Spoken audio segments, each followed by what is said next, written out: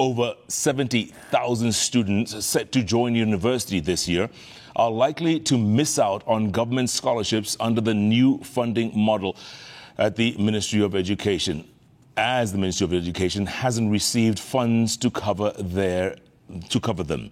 Now, estimates presented to Parliament show that the higher education funding has a funding gap of, get this, 48 billion shillings that would cover scholarships, grants and loans for students. The ministry, however, says these gaps will be filled as the academic year gets underway. Let's get more from our very own Brenda Wanga. The second cycle of the new higher education funding model is about to get underway with the opening of university for the first year 2024 intake just a few weeks away. This time we have placed 153,000 students, but we are projecting that those who will require funding will be 122,000. The government maintains that these students will access the funding in time for them to report to university. So the budget is usually availed as money is collected. So as we speak now, we have enough resources to cover the students right from the first year to the final year through the first semester. However, documents tabled in Parliament last week by the State Department of Higher Education and Research show the gravity of the funding gap for both new and continuing students.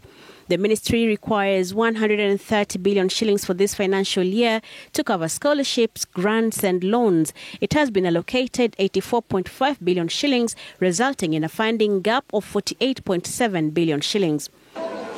According to the higher education funding bodies, a total of 128,000 students had applied for funding as at June this year.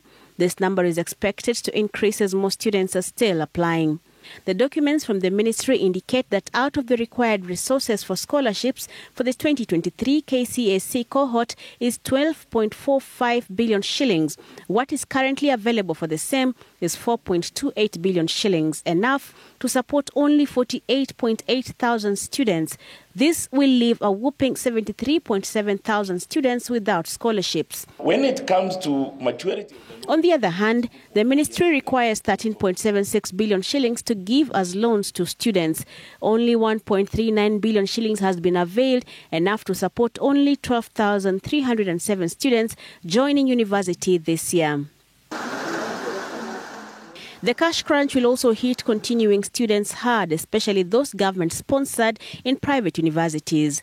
Out of a possible 67,600 students, only 6,500 will benefit from 574.8 million shillings that has been availed for them. This against a required 1.6 billion shillings. This will leave 61,000 students financially exposed. The ministry, however, says this situation could change as the financial year progresses.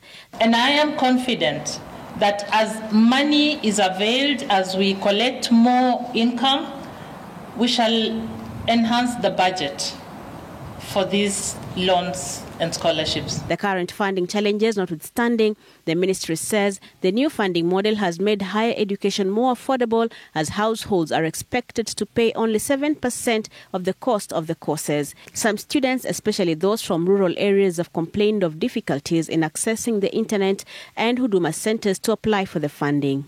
With the deadline for the application of funding for higher education fast approaching, the Ministry of Education still has its work cut out to ensure that all the students eligible for that funding do apply and in good time. Brenda Wanga, Citizen TV, Nairobi.